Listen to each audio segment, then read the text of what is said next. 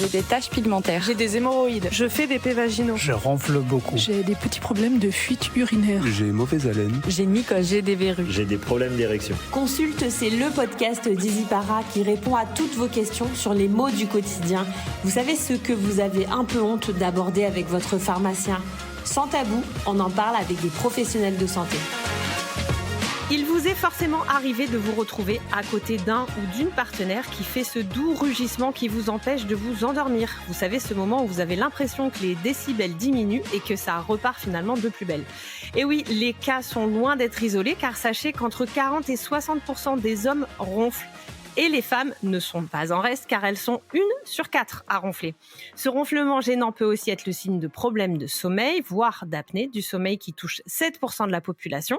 Les enfants aussi peuvent être touchés par le ronflement et tout ça sera l'objet de notre épisode du jour, le ronflement. Et pour en parler, nous recevons un spécialiste, le docteur Sébastien Arnaud, ORL et chirurgie cervico-faciale. Bonjour docteur. Bonjour à tous, merci de m'accueillir dans votre émission. C'est un plaisir et je serai accompagnée comme d'habitude donc de Nathalie, notre spécialiste santé chez EasyPara. Bonjour à tous et j'espère qu'on va arrêter de ronfler. Alors ça sera la question. On va essayer en tout cas de vous donner un maximum de réponses lors de cet épisode. Alors, on se demande, tout simplement, je l'ai dit, les chiffres sont quand même assez importants. 40 à 60% des hommes. Est-ce que c'est un constat déjà que vous faites dans votre cabinet ? Oui, on a beaucoup de consultations pour ces motifs, et puis même régulièrement pour d'autres causes. Et puis en discutant avec les patients, notamment des patients qui viennent pour des nez bouchés, ils nous disent oui, je ronfle. Donc c'est très fréquent. Alors c'est très fréquent, on va expliquer un petit peu les origines de ce problème, pourquoi on vient à ronfler et surtout qui va être amené à ronfler, pourquoi moi je vais ronfler, pas mon voisin, pas ma voisine, comment ça se passe ? Alors, il y a plein de facteurs qui interviennent dans ces ronflements. En gros, c'est la mise en vibration de la muqueuse de la gorge, la partie haute, la partie basse et moyenne de la gorge au moment du passage d'air. Quand on dort, cet air peut créer des turbulences et mettre en vibration ces muqueuses. Ça crée un bruit, ce sont les ronflements. Quand vous vous baladez dans la rue, vous croisez tout un tas de personnes qui n'ont pas la même taille, pas la même corpulence, qui ne font pas le même poids, et ce sont des facteurs anatomiques qui peuvent favoriser les ronflements. Quelqu'un qui sera grand, qui sera fin, qui aura un cou étroit, aura beaucoup moins de risque de ronfler que quelqu'un qui est en surpoids, qui est quelqu'un de trapu avec un cou court. De la même façon, quelqu'un qui a des grosses amygdales ou une langue qui est assez épaisse aura plus de risque de ronfler que quelqu'un de fin qui aura de la place au niveau de la gorge. Ce que je vous expliquais tout à l'heure, c'est que les ronflements, c'est dû à une mise en vibration des différentes muqueuses de la gorge. Plus vous avez d'espace dans la gorge, il faut s'imaginer que la gorge c'est un tuyau, plus vous avez d'espace dans ce tuyau, plus l'air passera facilement, moins il y aura de turbulence et moins il y aura tendance à y avoir de vibration de cette muqueuse. Donc des hommes qui sont en surpoids, qui ont certaines maladies des muscles, certains hommes qui prennent des médicaments, les femmes pour les mêmes raisons pourront ronfler. Il y a des facteurs de risque qui existent. Et on n'est pas tous égaux là-dessus. Le ronflement lui-même n'est pas un gros problème de santé pour le patient, mais peut être associé à d'autres troubles respiratoires plus importants. C'est pour ça qu'il faut s'y intéresser. On en parlera juste après, donc dans une deuxième partie, des problèmes que ça peut entraîner et des solutions. Évidemment, on est aussi là pour vous donner des solutions. En gros, comment les ronflements peuvent-ils être diagnostiqués et évalués ? Beaucoup, c'est un interrogatoire. Des hommes, des femmes, un peu de tout âge d'ailleurs, qui viennent soit alertés par leur entourage familial ou leur conjoint, leur conjointe, ou même parfois des gens qui ont des activités professionnelles qui leur imposent de voyager et de dormir en groupe, et souvent c'est l'entourage qui s'en plaint. Donc soit à l'interrogatoire, soit l'autre chose, c'est lorsqu'on fait des diagnostics de dépistage du sommeil, on a la possibilité d'enregistrer le sommeil des patients, leur respiration et notamment les bruits qui sont faits, et on peut essayer de quantifier et de décrire ces ronflements. Est-ce que on peut se poser la question, est-ce que vous avez besoin de rentrer dans la gorge ? Est-ce que vous avez besoin de justement d'aller voir ce qui s'y passe parce qu'effectivement, quand c'est la première fois qu'on consulte, on est toujours un peu stressé de se dire qu'est-ce qui va m'arriver. Alors, il y a plusieurs niveaux dans la réflexion. Beaucoup l'interrogatoire, puisqu'on demandera au patient quelles sont les circonstances de survenue, d'épisodes de fatigue, est-ce que c'est toutes les nuits. On va essayer de qualifier si c'est une position sur le dos, sur le côté. L'autre niveau d'examen, c'est en examinant tout simplement la gorge des patients. On va essayer de voir s'il y a des anomalies morphologiques qui peuvent favoriser ces ronflements.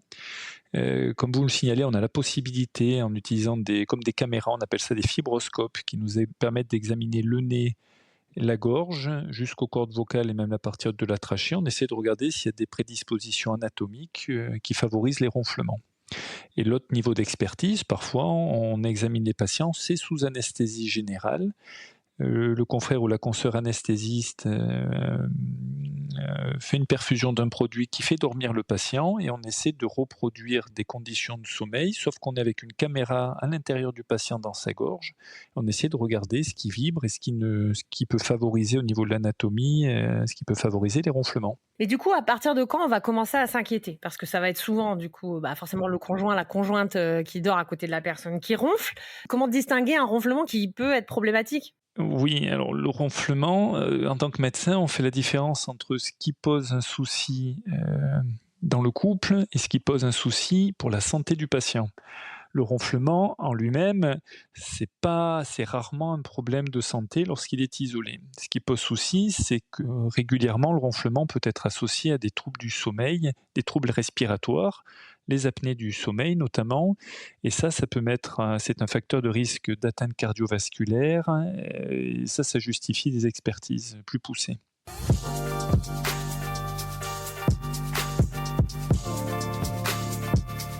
Alors nous allons passer à notre partie sur les questions de la communauté et nous avons une première question de Grégory, 28 ans. Bonjour, j'aimerais savoir pourquoi je ronfle après un repas copieux. Ça s'explique par le fait que quand on mange de façon copieuse, souvent, on prend de l'alcool. Et l'alcool a des effets sur les muscles en relâchant les muscles. Et en relâchant les muscles de la gorge, ceux-ci sont moins toniques, ont tendance à diminuer un petit peu le calibre de la gorge, et on se retrouve à ce que je vous disais tout à l'heure, une gorge qui est un peu plus petite va avoir tendance à créer des turbulences, parce que l'air va devoir passer dans un espace plus petit. Et ces turbulences vont provoquer la mise en vibration de la muqueuse de la gorge. D'accord, donc du coup, c'est beaucoup plus lié à un repas plus alcoolisé que finalement un repas copieux, quoi.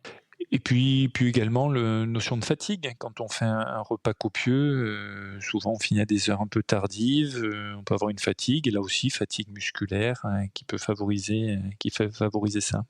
Oui, c'est ça, parce que moi, je remarquais aussi, typiquement, mon mari ne ronfle pas, sauf quand je sais qu'il a fait plusieurs nuits d'affilée où il a travaillé et il est très fatigué et il va ronfler énormément. Alors que d'habitude, sinon, ce n'est pas du tout un ronfleur. Là, vous voyez, on est votre mari sur plusieurs nuits d'affilée en ayant accumulé de la fatigue. En effet, peut donner ça. Il n'aura pas changé de morphologie, donc c'est vraiment la fatigue musculaire qui compte. Il n'aura pas pris 5 kilos. Quand on prend du poids, il y a de la graisse qui se met notamment autour des muscles, qui diminuent la taille de la filière de la gorge, et à ce moment-là, on se retrouve avec une gorge un peu plus étroite, ça favorise les ronflements. Donc là, on est dans un autre cas. La fatigue musculaire favorise les ronflements. Est-ce que les ronflements sont héréditaires ? Oui et non. Oui, parce que je vous ai dit, il y a des prédispositions de l'anatomie au niveau anatomique qui favorisent les ronflements.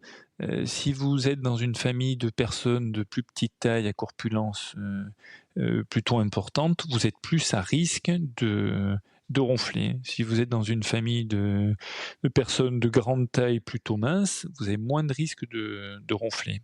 Et puis après, il y a ce qu'on appelle les habitudes de vie, des habitudes alimentaires et d'éventuelles maladies qui favorisent les ronflements.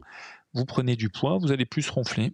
Vous prenez certains médicaments qui relâchent les muscles, vous allez plus ronfler. Donc les antécédents familiaux peuvent favoriser, mais pas que ça. Du coup, à l'inverse, si je perds du poids et que je ronflais beaucoup, est-ce que je vais du coup moins ronfler la nuit? Alors, vous allez limiter un facteur favorisant des ronflements. Donc, est-ce que ça peut baisser? Oui. Est-ce que ça va baisser? Il y a plusieurs facteurs qui interviennent là-dedans, mais au moins vous aurez agi sur un des facteurs favorisants. Allez, autre question de la communauté. Il s'agit de Stéphanie, 40 ans. Comment faire quand une personne ronfle de façon irrégulière, d'un coup très fort et certains moments pas du tout. Voilà, mais d'un coup ça recommence et très très fort. Un des éléments très importants, c'est la position dans laquelle on dort. Une des positions favorisant les ronflements, c'est sur le dos. Quand vous dormez, vous relâchez les muscles de la gorge et notamment la langue qui a tendance à basculer vers l'arrière et ça peut être donc ça diminue la taille de la filière de la gorge et c'est un facteur de risque de ronflement. L'autre chose aussi, des patients décrivent des ronflements, mais lorsqu'on enregistre les patients, on se rend compte que ce n'est pas des ronflements, c'est des apnées. Et souvent, c'est assez impressionnant parce que les patients s'arrêtent de respirer d'un coup et font une reprise rapide de la respiration, une reprise bruyante. Et les patients disent que traduisent ça en ronflement, mais en vrai, c'est des apnées. Ce sont des apnées. Et c'est souvent ce qui impressionne l'entourage, oui. Donc effectivement, on a parlé des hommes, on a parlé des femmes, et les ronflements n'épargnent pas les enfants. Un enfant n'est pas censé ronfler s'il n'a pas de problème spécifique. Vous avez raison.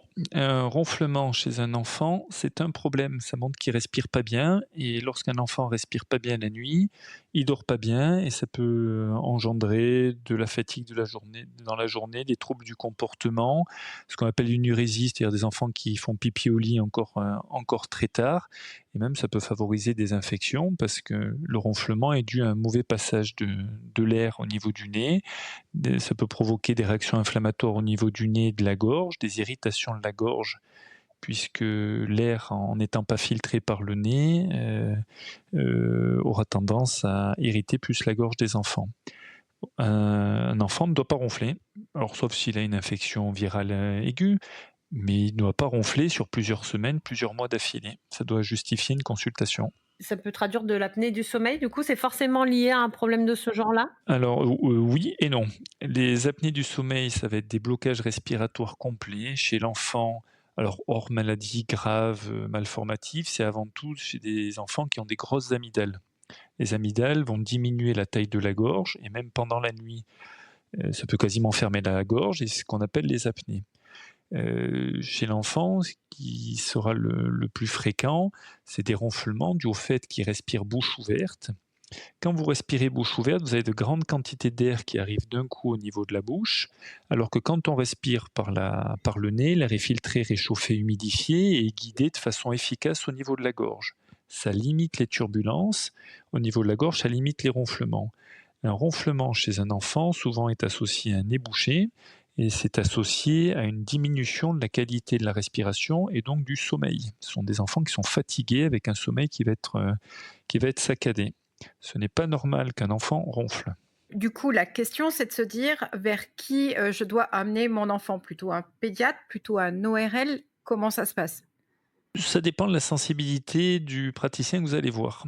Il y a dans ma spécialité au niveau ORL comme en pédiatrie, des médecins qui seront plus sensibles à ce problème qu'à d'autres. En pratique, ce qui est important, c'est d'évaluer le retentissement sur l'état général de l'enfant et sur sa croissance. Un enfant qui va ronfler, qui va pas bien respirer, peut avoir des troubles de l'apprentissage, une fatigue, des troubles du comportement, et même parfois sur la durée, mais sur plusieurs années, des modifications de la positionnement des dents, voire des déformations du visage. En ayant le nez bouché, en respirant par la bouche, les dents ne se développent pas bien, la partie osseuse du visage ne se développe pas bien. Donc, en pratique, les confrères pédiatres sont en première ligne. Lorsque les problèmes durent pendant longtemps, c'est au niveau ORL que ça doit se jouer. Et alors parfois, lorsque les diagnostics sont faits un petit peu tard, sont les confrères et les consoeurs orthodontistes, donc qui s'occupent du bon positionnement des dents, qui vont se dire mais il y a un problème, les dents sont vraiment mal positionnées, certainement ça vient d'un problème respiratoire. D'accord, donc c'est hyper intéressant de savoir qu'en fait, on peut faire plein de choses, qu'on s'en va s'en apercevoir et surtout de rassurer les papas et les mamans. Oui, il faut Mmh. rassurer, mais il faut s'en occuper parce qu'on peut avoir, le fait de ronfler, d'avoir le nez bouché, ça peut engendrer des rééducations orthophoniques, de la kinésithérapie au niveau de la langue. Ça peut engendrer des traitements longs au niveau orthodontique qui pourraient être raccourcis en gérant ces problèmes respiratoires et puis en plus en permettant à l'enfant de dormir dans de meilleures conditions. Du coup, est-ce que juste pour finir avec cette partie-là, mais est-ce que ça vous arrive encore enfin, ça arrive encore d'enlever les amygdales des enfants quand c'est comme ça? C'est quelque chose que vous conseilleriez dans ce cas-là? Il faut savoir quand on est chirurgien, à l'époque, il y avait quelques modes pour la prise en charge des enfants. Maintenant, c'est fait de façon sérieuse. Il faut avoir de sacrés arguments pour opérer les enfants, notamment lorsqu'on diagnostique des troubles du sommeil, des ronflements, de la fatigue. Il y a un vrai impact sur le quotidien et ça peut justifier une chirurgie des amygdales, même on opère régulièrement des chirurgies de nez bouché chez les enfants, parce qu'il y a un impact sur le quotidien et je vous ai dit D'accord. également sur la croissance. Alors les amygdales, il y a des techniques récentes qui ont été développées qui permettent d'enlever une partie des amygdales lorsqu'il n'y a pas de gros problèmes infectieux. Ben, le but, vous enlevez une partie des amygdales, vous libérez de la place au niveau de la gorge et à ce moment-là, vous permettez à l'enfant d'avoir une qualité de sommeil largement améliorée. Je peux vous assurer que dans sa qualité de vie, il n'y a pas photo. Et lorsque l'indication est posée et dans les suites opératoires, les parents reviennent et on leur demande si l'intervention s'est bien passée. Ils nous ont dit au début, on s'est inquiété. Ah bon, pourquoi vous êtes inquiété? On n'entend plus respirer notre enfant la nuit. Il dort calmement, il a un sommeil moins agité. De temps en temps, ils font un peu moins pipi au lit, ils ne se lèvent plus la nuit, le matin, ils sont plus en forme. Donc, on évoque régulièrement l'intérêt d'une chirurgie, mais je peux vous assurer, si ça peut aider la qualité de vie et puis améliorer la croissance des dents et du visage, il n'y a pas photo. Donc les ronflements, on le voit et vous allez nous éclairer, sur ce sujet-là, peuvent être vraiment associés à un problème de santé, donc ou à des problèmes différents de santé, comme l'apnée du sommeil, par exemple, ou autres problèmes. Oui, disons, il y a 3 niveaux qu'il faut relever. Premier niveau, c'est le ronflement occasionnel, des patients qui sont pas très fatigués. Ça se traduit régulièrement par des plaintes de l'entourage, mais qui sont pas quotidiennes, qui posent pas spécialement de soucis dans le couple ou d'autres raisons. Le deuxième niveau, c'est des soucis de ronflement avec, régulièrement un nez qui est bouché, des nuits un peu plus difficiles, mais pour le patient lui-même, pas pour son entourage, mais pas d'apnée. Alors à ce moment-là, on peut discuter certains types de traitements pour essayer d'améliorer la respiration du nez. Si ça suffit pas et que le patient nous dit qu'il a le nez bouché, ben, en intervenant pour aider le nez à mieux respirer, ça peut diminuer les ronflements. Je serais très arrogant de vous dire qu'en opérant un nez et en aidant ce nez à bien respirer, les ronflements vont disparaître. Non, le but, c'est au moins de les diminuer. Et puis, comme je vous le signalais tout à l'heure, lorsqu'on respire par le nez, on a une bien meilleure qualité de sommeil. Donc, de temps en temps, on a des patients qui n'ont pas de signes graves de ronflement associés à des apnées, qui sont pris en charge pour les aider à mieux respirer par le nez. Et ça leur apporte un vrai confort au niveau respiratoire. Et puis après, le troisième niveau de gravité, c'est ce que vous me signaliez, eh ben, c'est les ronflements, mais qui sont associés à des troubles respiratoires plus sévères, les apnées. Et alors à ce moment-là, c'est des vrais facteurs de risque au niveau cardiovasculaire, d'hypertension artérielle et même d'accident vasculaire cérébral. Mais alors, docteur, comment va-t-on traiter ces apnées du sommeil? Et alors, je vais commencer par une petite partie de ces apnées qu'on peut guérir, mais c'est une partie, de temps en temps, on peut opérer les patients. C'est une minorité de patients qui ont des éléments dans la gorge qui les empêchent de respirer. Le plus fréquemment, c'est des grosses amygdales. On enlève ces amygdales, d'un coup on restaure de la place dans la gorge et le patient peut respirer. C'est sincèrement une petite minorité des patients. Ça concerne beaucoup plus fréquemment les enfants.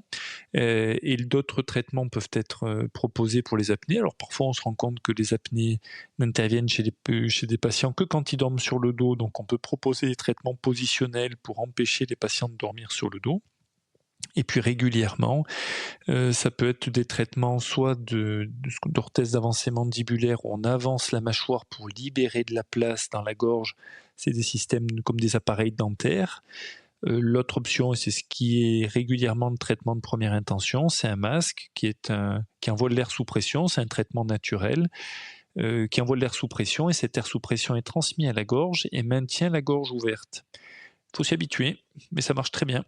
Et lorsque le traitement est bien toléré, bien pris, ça change littéralement la qualité de vie et même la vie des patients. C'est des patients qui retrouvent le moral, qui ont de la tonicité, qui a une qualité de vie nettement améliorée. Et tout ça en limitant leur risque cardiovasculaire. Et du coup, ces masques ne sont-ils pas un peu contraignants pour les patients ? Vous avez raison, parce qu'au début, quand on dort, on aime bien avoir un confort. Dormir avec un masque, ça peut être un petit peu oppressant. Mais alors très rapidement, quand vous avez les bienfaits de ce masque, je peux vous assurer que votre vie, elle change, et c'est le meilleur argument pour les porter. Des patients deviennent, je vais pas dire dépendants, mais ne peuvent plus se passer de leur masque. Et puis également, il faut passer à l'entourage. Ces masques, en diminuant les apnées, en diminuant les ronflements, permettent aux conjoints de dormir dans de bien meilleures conditions. Donc ça demande un effort, mais je peux vous assurer que c'est sacrément bénéfique. Justement, au niveau des traitements médicaux disponibles à votre chapelle, vous avez quoi ? Alors, il y a certains traitements qui sont proposés en parapharmacie qui parfois peuvent aider les patients sur des formes pas trop sévères, et lorsque les patients n'ont pas de signes de gravité, notamment de fatigue associés. Certaines huiles essentielles, il y a des dilatateurs des narines qui peuvent être essayés. Avec des effets de temps en temps aléatoires, mais ça rend service aux patients. Nous, ce qu'on peut proposer régulièrement, ce sont des traitements anti-inflammatoires à mettre au niveau du nez, parce que ça peut aider la respiration au niveau du nez et parfois limiter les ronflements. Après, je vous ai parlé de facteurs de risque anatomique au niveau de la gorge. Les médicaments eux-mêmes n'auront pas d'efficacité là-dessus, mais peut se discuter des systèmes qu'on appelle d'orthèse d'avancée mandibulaire. Très schématiquement, ce sont des appareils que vous mettez entre les dents du haut et du bas qui vont avancer la mâchoire. En avançant la mâchoire, vous allez avancer un peu la langue et puis vous allez ouvrir la gorge. Et je vous ai dit qu'en ouvrant la gorge, on limitait les ronflements.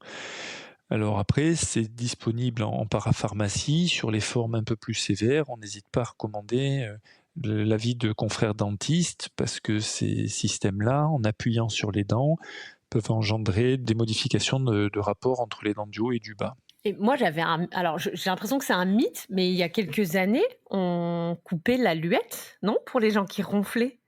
Vous voulez que je vous dise, moi j'ai démarré la spécialité, c'était un peu à la mode la luette. Les amygdales déjà c'était passé depuis un petit moment. À l'époque, à la moitié des patients, s'ils avaient su comment ça se passait pour les résultats obtenus, se seraient même pas fait opérer. Donc les techniques ont été essayées, les résultats sont régulièrement un petit peu limités avec un risque de récidive important. Et c'est vrai qu'on propose de temps en temps ce type de chirurgie, mais pour des conditions anatomiques particulières, des patients qui ont des grosses luettes. Donc ça se pratique, mais moins qu'avant. D'accord.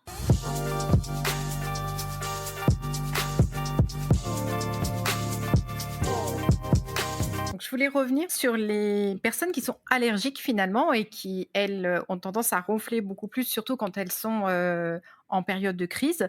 Qu'est-ce qu'on peut conseiller pour ces personnes ? Est-ce qu'il faut consulter ? Est-ce qu'il faut justement aller voir plutôt un ORL ? Est-ce qu'il faut aller voir un pneumologue ? C'est vrai qu'on est un peu perdu par cette notion d'allergie. Alors, ça dépend de quoi vous vous plaignez quand vous êtes allergique. Si vous vous plaignez surtout de tousser, d'avoir une irritation au niveau des bronches, à ce moment-là, c'est vrai que l'avis pneumologique semble être à recommander initialement. Si vous avez les yeux qui grattent, le nez qui gratte, le nez qui coule, à ce moment-là, c'est vrai que l'avis d'un allergologue, et souvent c'est une double spécialisation, les pneumologues, allergologues, première intention, ça peut être intéressant. Et puis, si c'est beaucoup le nez qui est bouché, les patients qui sont allergiques, qui ont du mal à respirer par le nez, qui ont essayé différents types de traitements, des bilans d'allergologie qui n'ont pas permis de les soulager suffisamment, c'est là où l'ORL a une place afin d'améliorer le patient dans sa respiration au niveau du nez notamment. Moi, j'aimerais qu'on parle un peu de l'hygiène de vie. Du coup, on n'a pas parlé du tout des fumeurs. Est-ce qu'en premier conseil, vraiment de base, on pourrait déjà conseiller une certaine hygiène de vie pour influer sur le ronflement et donc la qualité du sommeil, ou pas du tout? Il n'y a pas grand-chose à faire. Si, il y a plein de choses à faire, hein. La perte de poids, on est toujours un peu mal à l'aise de dire aux patients, voilà, une patiente qui est en surpoids, écoutez, vous risquez d'avoir de bonnes surprises si vous arrivez à perdre quelques kilos. L'alcool, qui est un facteur de risque, limiter certains types Ouais. de traitements, vous savez, des patients qui sont angoissés, qui prennent des médicaments anxiolytiques, sont des facteurs de risque de ronflement.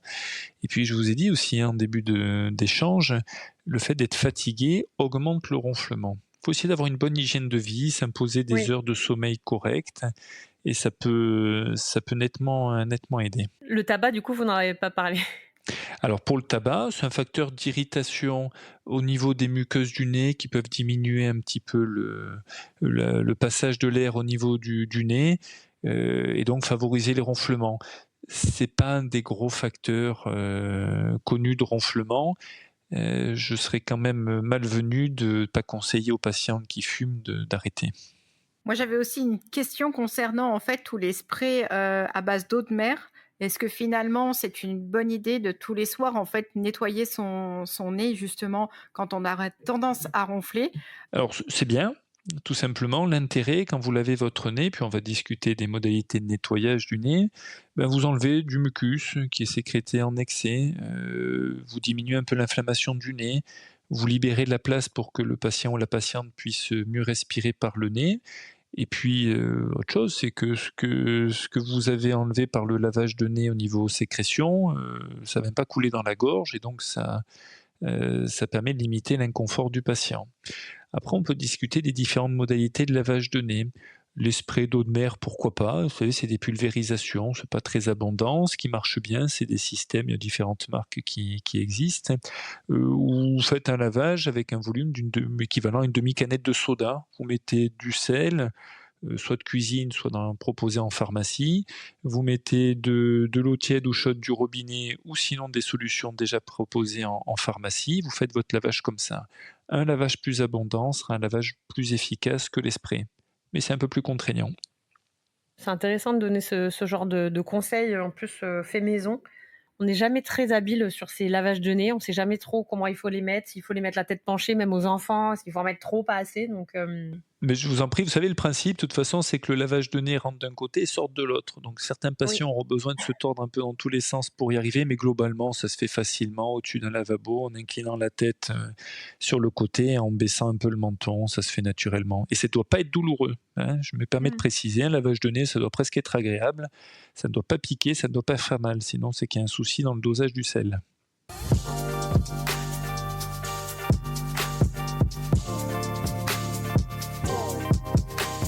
On l'a un peu évoqué, mais ce serait vraiment pour résumer et conclure cet épisode. À quel moment je m'inquiète de mon ronflement? Et je vais consulter. Alors, on va faire le plus simple pour l'enfant. Un enfant qui ronfle sur plusieurs semaines, quelques mois, il faut consulter. Pour son conjoint, il faut consulter lorsque c'est associé à des apnées du sommeil. Pour soi-même, il faut consulter lorsque on est fatigué, qu'on a une mauvaise qualité de sommeil parce qu'on a la bouche sèche, on a le nez bouché, parce que les ronflements, même si c'est pas forcément associé à un problème grave de santé, ça peut être associé à des troubles respiratoires qui diminuent la qualité de sommeil et la qualité de vie. Donc en gros, c'est quand ça impacte soit soi-même, soit l'entourage. On a une question qu'on aime bien poser à nos professionnels de santé et notamment aux médecins. Est-ce que pour vous, vous avez un malaise à aller demander quelque chose à votre pharmacien préféré? Alors, vous tombez sur la bonne personne. Moi, j'ai aucun problème à demander aller voir mon pharmacien pour avoir des conseils et des médicaments dont j'ai besoin. Et même, j'irai au-delà de ça. Je vais régulièrement pour ma famille, demander des médicaments qui parfois peuvent gêner. Je vous laisse imaginer dans quel domaine de la vie ça peut être. Voilà. Parfait. Merci docteur. Et c'est important parce que c'est la question qu'on veut poser aux professionnels de santé parce que c'est l'objet aussi de ce podcast, de parfois ne pas hésiter ou en tout cas de leur donner des conseils s'ils ont des petits soucis de santé qu'ils n'osent pas aborder avec leur pharmacien. Faut aller voir les gens bienveillants pour soi. Oui, c'est ça. Ouais. C'est ça. Et docteur, on va terminer par notre question de conclusion qu'on aime bien poser aux professionnels de santé. C'est Nathalie qui va vous la poser. Est-ce que je peux avoir votre secret pour rester en bonne santé? Ouais, faut rester au maximum de bonne humeur, on dort mieux, on mange mieux et on a moins de problèmes cardiovasculaires. Après, tout se commande pas, mais je pense que c'est des recettes simples. Donc la bonne humeur, c'est ce qui va permettre en fait de se maintenir en bonne santé aussi. Tout à fait. Merci, mais je trouve que c'est un conseil qui est très simple, mais qui est, je pense, extrêmement efficace. On va vous remercier énormément, docteur Arnaud, pour votre intervention. C'était extrêmement intéressant cet épisode sur le ronflement. Je pense que beaucoup de gens sont concernés. On l'a dit en introduction, entre 40 et 60% des hommes et une femme sur 4. Donc 25%, ça fait des beaux pourcentages. Merci beaucoup. On va vous souhaiter une bonne journée et on vous dit à bientôt. À bientôt, Nathalie. À très bientôt. Merci pour cette intervention qui a été super intéressante et je crois qu'on en saura beaucoup plus dorénavant. Merci mesdames, au plaisir. Au revoir. Ce podcast vous a été présenté par easypara.fr, votre parapharmacie en ligne. Abonnez-vous pour ne manquer aucun épisode. À très vite.